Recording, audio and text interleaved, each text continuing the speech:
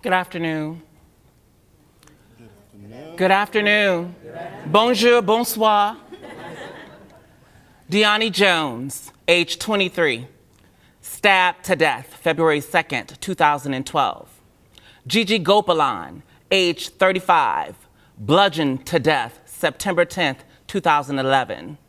Lachey McLean, gunned down in D.C., July 20th, 2011. Nanabu Mack, 21 years old, stabbed to death. Diamond Lee Pearson, age 42, bludgeoned to death. Amani Spalding, age 25, was beaten and then shot. Bella Evangelista, 25 years old, murdered by gunfire. Kim Mimi Young, age 38, stabbed to death.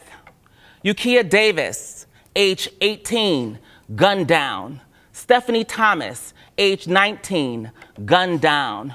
Tyra Henderson, age 22, bludgeoned to death. Just this year, January 9th, Goddess Edwards, 20 years old, she was murdered in Kentucky.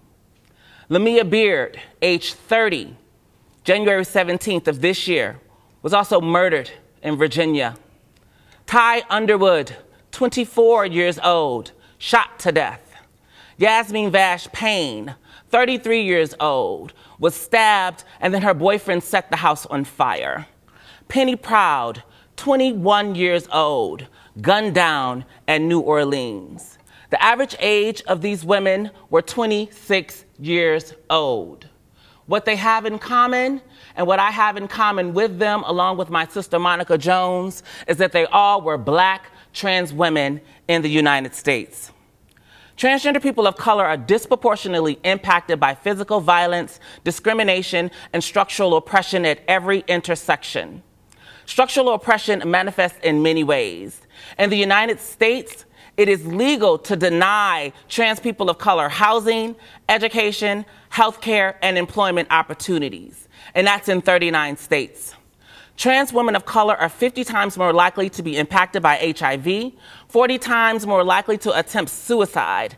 Trans people of color are disproportionately impacted by high rates of criminalization and over-policing. The average income of a Black trans person is less than $10,000. The average age of a Black trans woman is less than 35 years old. I am 39 years old, and that means that I am living on borrowed time. A little bit of my personal experience, living in New York for 12 years, I was forced to live in a men's shelter for 21 months. And during those 21 months, every single night, I faced sexual assault by clients, by staff, and by security. When I complained about these issues, they blamed me for being there. They blamed me for being transgender. It is time that the U.S. divest in the legal structural oppression and invest in the economic, social, and cultural rights of all Americans, including transgender people of color. Every day I wake up, I face the reality that I may not make it home. My mother has already lost 2 children at a very young age. Her heart cannot bear to receive a phone call to come and identify my body. And at this rate, that is exactly what's going to happen. If the people in this room do not do something now to hold the U.S. accountable to the violence, the legalized violence and structural oppression that we face every day, my mother will receive that call. My recommendation is that we implore the U.S. to end the legalized discrimination against trans people of color when accessing healthcare, housing, employment opportunities. I beseech upon you to hold America accountable.